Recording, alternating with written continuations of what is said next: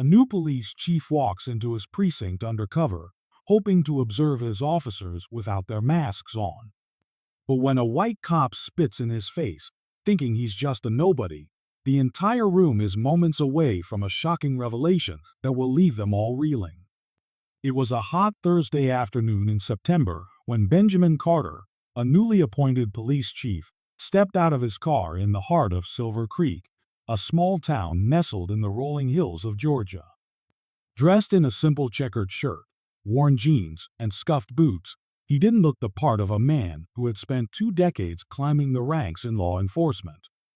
That was exactly his intention.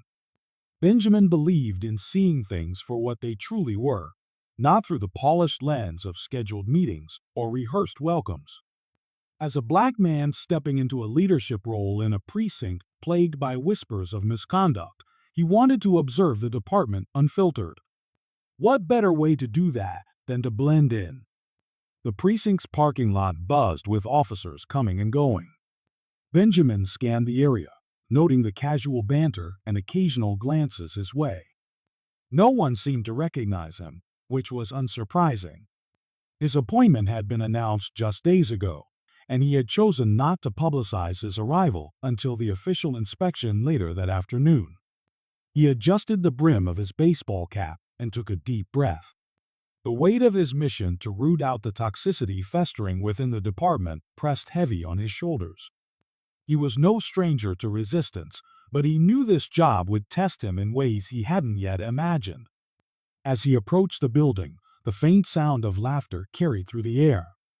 Benjamin stepped through the precinct's side entrance, unnoticed among the hum of casual chatter and ringing phones. The tiled floors glistened under harsh fluorescent lights, and the smell of stale coffee hung in the air. He walked slowly, observing the dynamics around him. Groups of officers huddled near desks, some swapping stories, others reviewing paperwork. No one paid him much attention until he paused near the break room.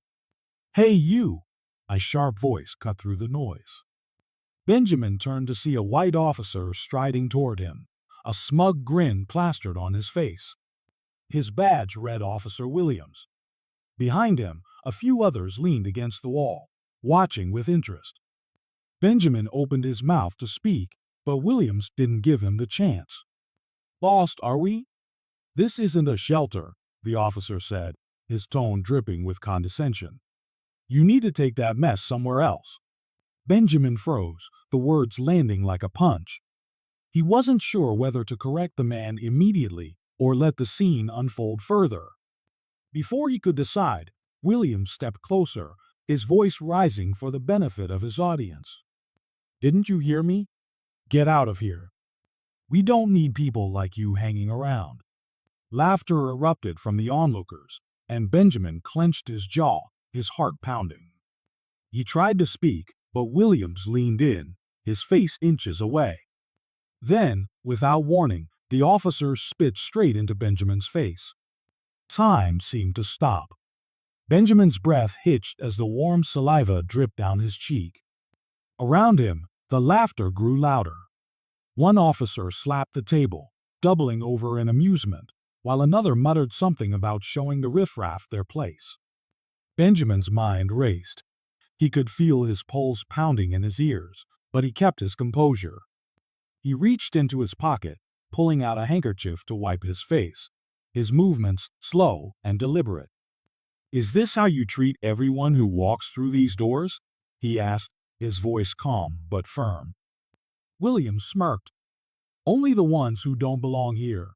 The group burst into laughter again, but Benjamin said nothing. Instead, he turned and walked down the hallway, leaving the officers behind as he headed toward the precinct's main office. An intercom crackled to life, calling all personnel to the briefing room. It was time. The briefing room was abuzz with chatter as officers filed in, some carrying coffee mugs, others laughing over inside jokes. Benjamin entered through a side door, now holding a folder that bore the precinct's official seal.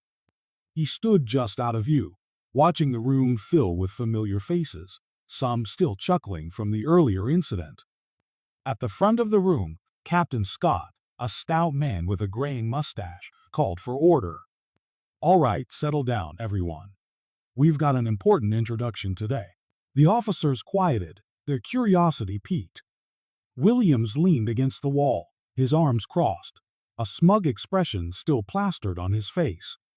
The man was clearly enjoying his morning. Captain Scott cleared his throat. "As most of you know, Chief Thomas retired last month. We've been waiting for his replacement, and I'm pleased to introduce our new leader, a man with an impressive record and a vision for this department." Benjamin stepped forward, his footsteps measured. The room froze as he walked to the podium, his presence commanding attention. He placed the folder on the lectern and slowly scanned the room. His calm demeanor only heightened the tension. William's smirk faltered. The color drained from his face as recognition dawned. The other officers exchanged uneasy glances, some whispering, others staring at Benjamin with wide eyes. "Good morning," Benjamin began, his voice steady. "My name is Benjamin Carter. As of today, I'm your new chief of police." The silence was deafening. William's face turned a deep shade of red, his bravado evaporating.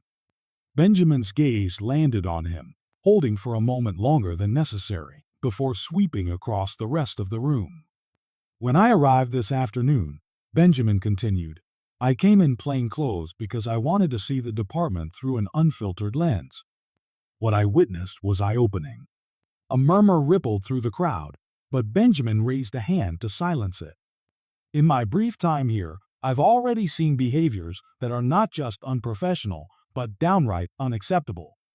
Let me make one thing clear. The culture that has been allowed to fester here ends today." The room remained eerily quiet, the weight of his words sinking in.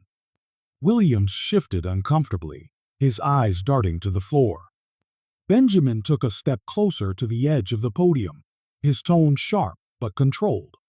"Respect is not optional. It's the foundation of what we do as law enforcement. Without it, we fail, not just each other, but the community we serve." He let the silence hang for a moment, watching the officers squirm under his gaze. "This afternoon, some of you laughed at what you thought was just another powerless man being put in his place. But let me remind you, everyone who walks through those doors deserves respect, whether they're wearing a badge or not." His words cut through the room like a blade. No one dared to move. Benjamin let the silence linger, his gaze unwavering. The tension in the room was palpable, each officer acutely aware of the weight of his words. Williams shifted again, his discomfort evident as beads of sweat formed on his brow. But Benjamin wasn't done. "I understand that change is difficult," he said, his voice steady but laced with authority. "But let me be clear. There will be no tolerance for behavior that disrespects the dignity of any individual, whether they are a colleague, a civilian, or anyone else." He stepped down from the podium, walking slowly toward the officers. His presence was commanding, yet his tone carried a controlled intensity. "Officer Williams," Benjamin said, stopping just a few feet away from the man.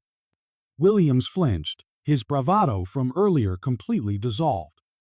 "You," Benjamin continued, locking eyes with him, "represent everything that's broken in this department. When you spat in my face, it wasn't just me you disrespected. It was the badge, the oath, and the community we swore to protect." Williams stammered, "Chief, I didn't know," Benjamin interrupted, his voice sharp. "That's exactly the problem. You didn't care to know. You didn't take a moment to think before you acted because you assumed that man standing in front of you didn't matter. And that assumption is why this department has lost the trust of the people it serves." The room remained silent, every officer frozen in place. Benjamin turned his attention to the rest of the group. What I witnessed wasn't just one man's mistake. It was a culture where bullying and prejudice are not only tolerated, but celebrated. And that stops now.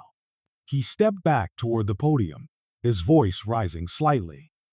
"I've spent my career fighting for justice, not just in the streets, but within the walls of departments like this one. Change isn't easy, and it won't happen overnight. But I promise you this, as long as I'm chief, this precinct will operate with integrity, respect, and accountability. Benjamin paused, letting his words sink in. Then, with a slight nod toward Captain Scott, he concluded, "Effective immediately, Officer Williams is suspended pending an internal investigation." And for those of you who think this is just a slap on the wrist, think again. This is the first of many changes. Gasps rippled through the room. William's face turned crimson, his jaw tightening as he avoided the stares of his peers. Benjamin, unfazed, stood tall. "This isn't about punishment," he said firmly. "It's about setting a standard. If you're not willing to rise to it, this isn't the place for you." He glanced around the room one last time, his eyes locking with each officer's. "If you're ready to do better, to be better, then we'll move forward together. But know this, I will hold you accountable every step of the way." The meeting ended with a heavy silence, officers shuffling out of the room without their usual chatter. Benjamin remained at the podium for a moment, watching as Williams stormed out, his face a mix of embarrassment and anger.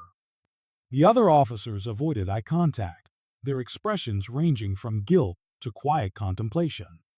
Back in his office, Benjamin sat down at his desk, exhaling deeply. He knew this was just the beginning. Years of entrenched attitudes wouldn't change overnight, and for some, they might never change at all. But he hadn't come to Silver Creek to make friends. He came to make a difference. The phone on his desk rang. It was Captain Scott, Chief. "I wanted to say you handled that better than most would have," Scott said, his voice tentative. "Thanks, Captain," Benjamin replied. "But the real work starts now. I need a full review of William's history on my desk by tomorrow. Complaints, incident reports, everything." "You've got it," Scott said before hesitating. "And Chief, I think you shook a few of them today, in a good way." Benjamin hung up, allowing himself a brief moment of satisfaction before diving into the mountain of paperwork in front of him. Over the next few weeks, the precinct was a different place. Officers who once laughed at William's antics now avoided him altogether, whispers of his suspension spreading through the department. Benjamin made it a point to walk the halls regularly, greeting everyone he passed. His presence was a constant reminder of his leadership. Some officers took the change to heart.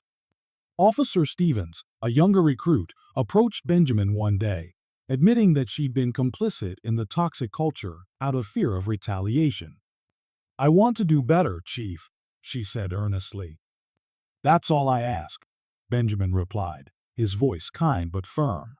"It starts with you." But not everyone was willing to change. Williams filed an appeal against his suspension, claiming unfair treatment. Benjamin held his ground, standing firm in his belief that accountability wasn't optional. The department's review uncovered a string of previous complaints against Williams, ranging from excessive force to inappropriate comments. His appeal was denied, and Benjamin made it clear that the days of brushing misconduct under the rug were over. Despite the progress, Benjamin knew the road ahead would be long. Conversations about implicit bias and community relations were met with mixed reactions, but he remained undeterred. Each small victory, a recruit speaking up, an officer rethinking their approach, was a step toward something greater. One morning, Benjamin attended a community event where he met a young boy who shyly approached him. "Are you really the chief?" the boy asked, his eyes wide with wonder. "I am," Benjamin said with a smile. "My dad says the police don't care about us," the boy said, his voice barely above a whisper. Benjamin crouched down to meet his gaze. "I can't change the past, but I promise we're working to do better," he said gently. "And if you ever need help, you come find me, okay?" The boy nodded, a small smile breaking across his face. It was moments like this that reminded Benjamin why he had taken the job in the first place. By the end of his first year, The precinct was far from perfect, but it was undeniably different. Officers who couldn't adapt were gone, replaced by recruits who shared Benjamin's vision for a fair and respectful department. The community, once skeptical, began to see signs of change, a renewed effort to build trust and bridge divides. Benjamin stood in the precinct's main hallway one evening, watching as officers filed out after their shifts. The laughter and camaraderie felt different now, not at someone's expense, but genuine and inclusive. He knew there would always be challenges ahead, but for the first time, he felt hopeful. Change was never easy, but it was worth every fight.